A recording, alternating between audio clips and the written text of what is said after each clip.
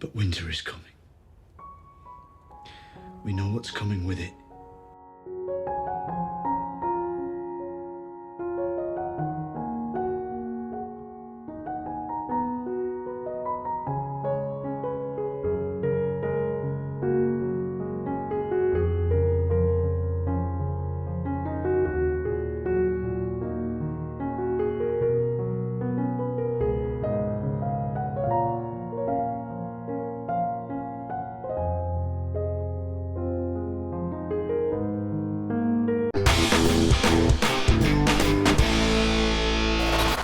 Hey, how's it going?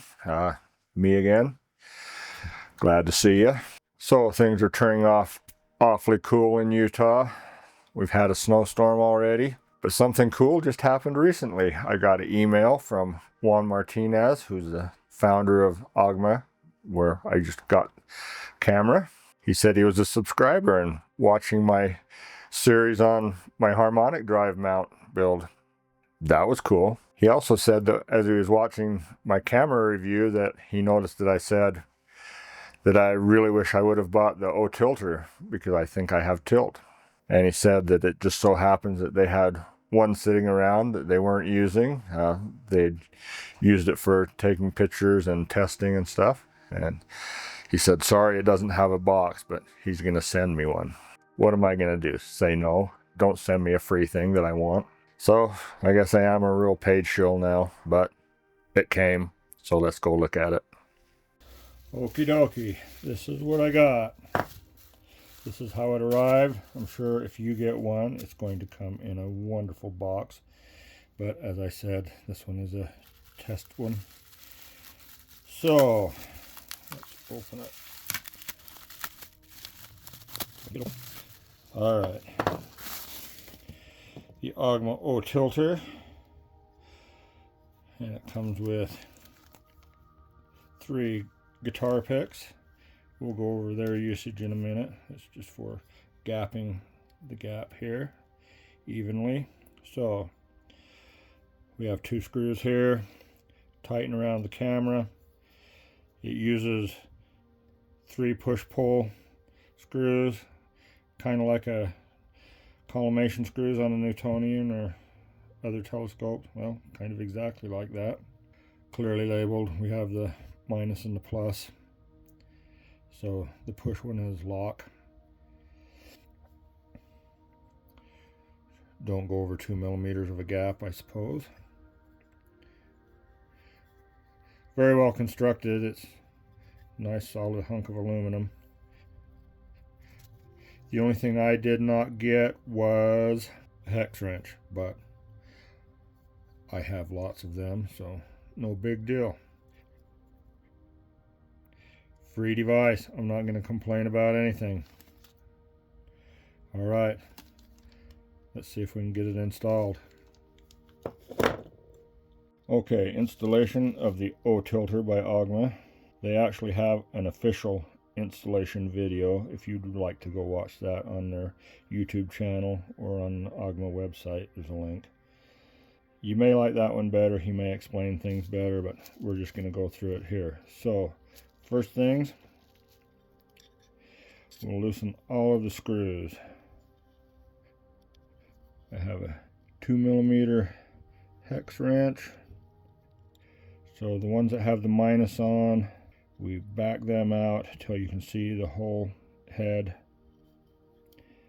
outside of the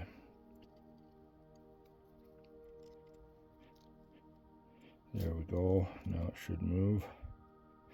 So what we don't want to see is any of the plus screw sticking through. So it looks like we're good. Oh, that one's showing up a little bit. There we go. All right, now we'll loosen up these, the split part.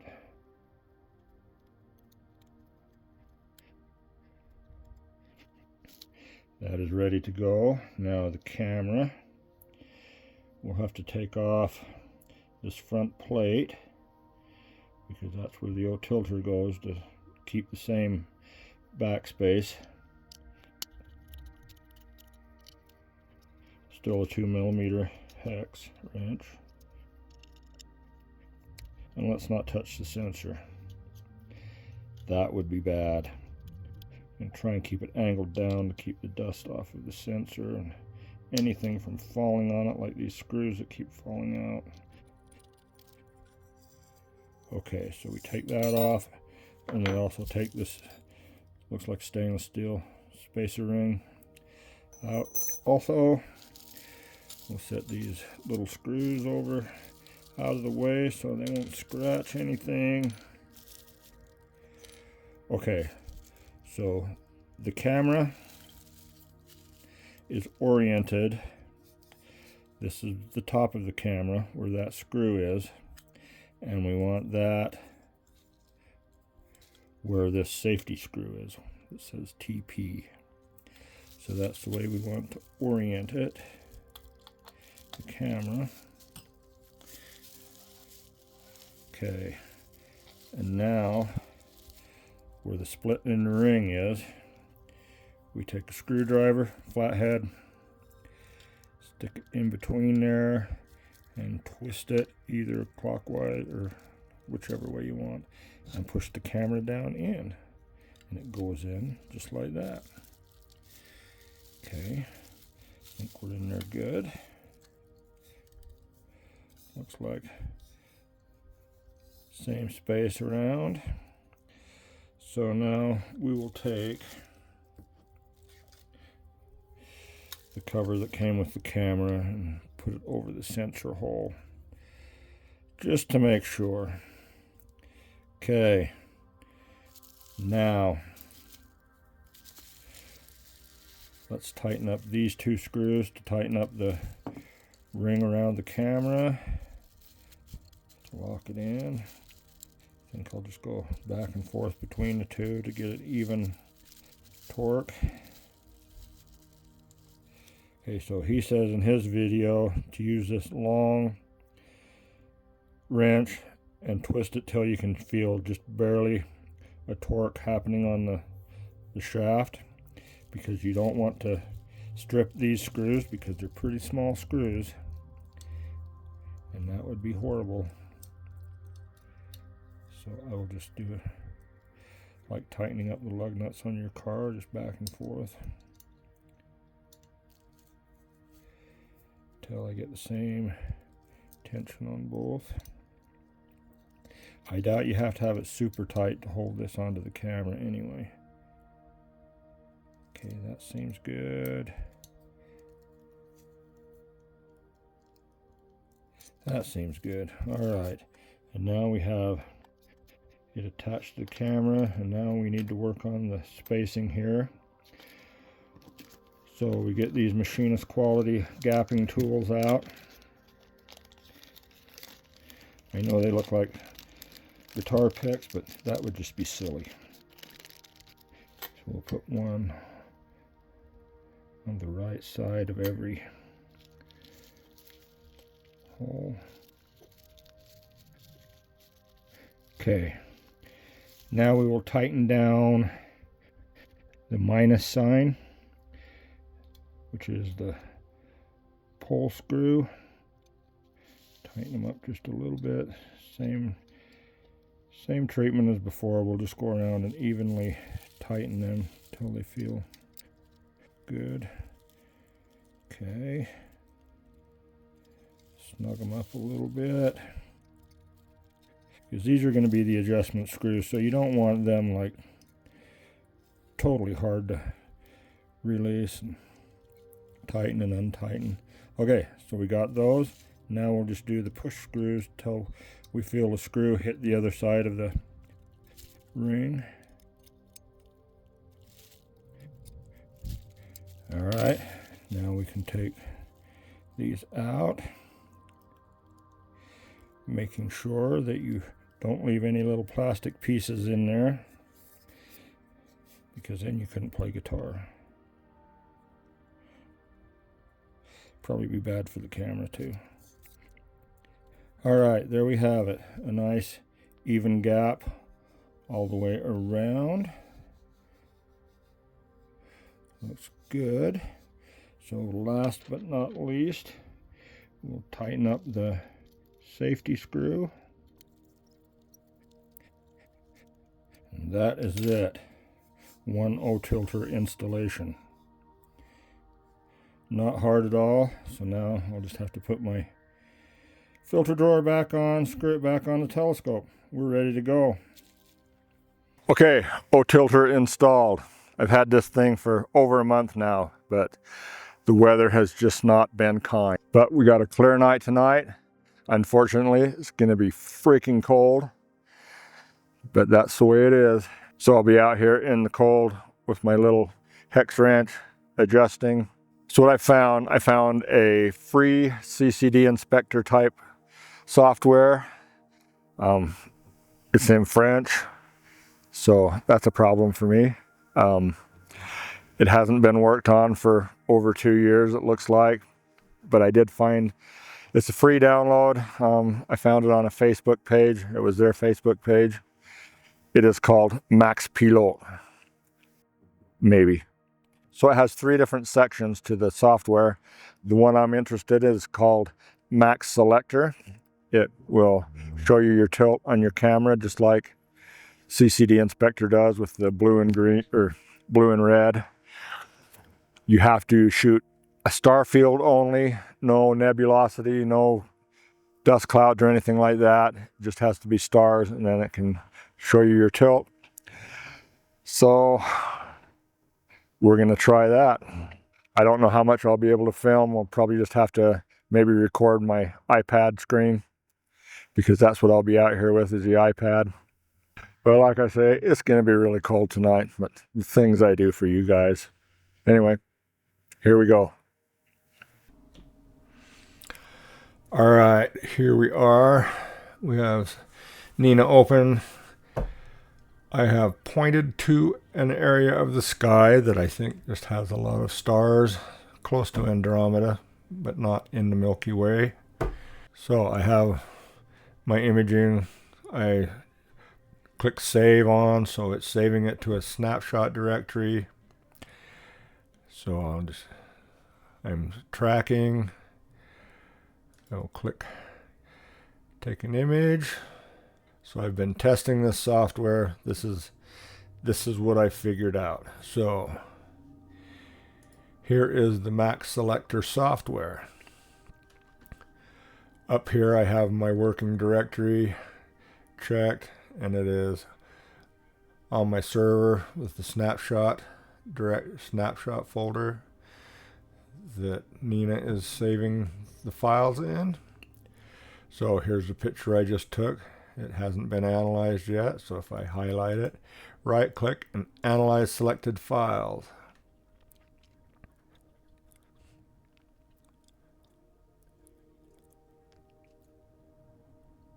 Okay, so now after the file's been analyzed, you know everything went green here and is not ghosted out, and we have curve tilt collimation. If I click on that, it shows me that I have a 39% tilt. So I don't know how to read that, because if we try another picture, we'll click another one. All right, go back here, analyze this one.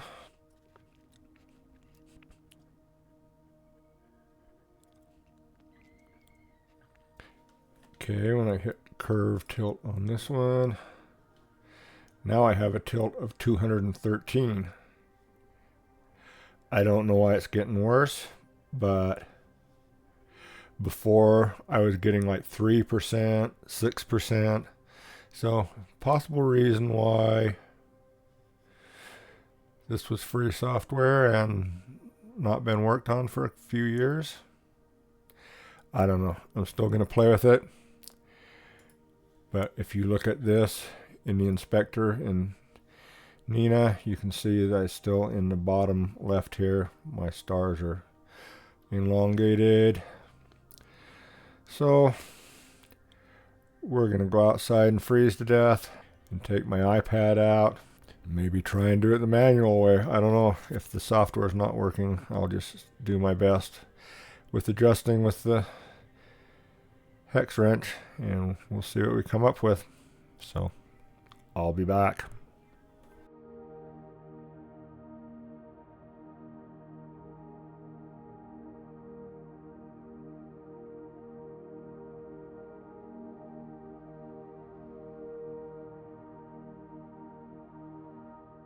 Okay, so we are back. I'm tired of freezing for tonight. I got a little closer. They're not oblong anymore. They kind of look like little crosses, almost like pinched optics, and I'm not exactly sure what's going on there. When I open that picture in Max Selector, still says I have 33%. I'm not exactly sure what's going on. Not a fan of this software so far. Maybe I'll have to download CCD Inspector and try the free trial, see if I like it. Don't know that I can spend that much money, but we'll see if I can get closer.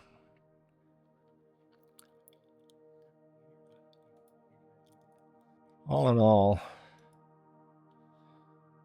I mean, when you look at it like this, they all look pretty good. Let's take a picture and see what it looks like.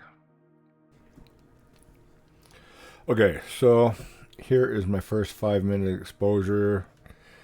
We'll inspect it. So they're not really egg-shaped, they're just all crosses. What's going on, guys? Let me know in the comments if you're smarter than I am. I think now I know a little bit more what's going on. I'm gonna put the guitar picks back in, make sure it's all even again, start over. This may not be an easy process. I don't know about the cross shapes, they just showed up while I was adjusting. Possibly something to do with back focus if I've adjusted too much, I don't know. Anyway, we'll see what this looks like when it's done. I have a lot of a moon going on right now, so that's possible it could be affecting something, maybe. Okay, we'll see how it goes. Okay, well, things didn't quite turn out as good as I thought, but we're working on it. After I took a few subs and got everything stacked, the stars don't look too bad. I still got a lot of work to go, but unfortunately, I've ran out of weather. So we're having another couple of weeks of clouds and rain and snow. And there's a full moon under there too, so we'll be waiting a while. But it's been over a month since I've released the video, so I didn't want you guys to think I forgot about you. So here we are. I know there's some other things I can do, like Hocus Focus has a good way to adjust for tilt, but you need an EAF for that. Don't quite have one of those yet. But onto the subject of the video, the O-Tilter. Thumbs up, well built, good finish, easy to install. I mean, you could probably do it in 5 minutes if you're not videoing it. Easy adjustment from the back of the camera with a 2mm hex wrench. All you have to do is know what you're doing. I'll work on that. Anyway, there is a picture at the end of the video like usual, but it's not great. I didn't get very much time on the subject. So, thanks for watching. Leave me a comment, help me out, give me some instruction. I really need it. And we'll talk to you later, and clouds suck.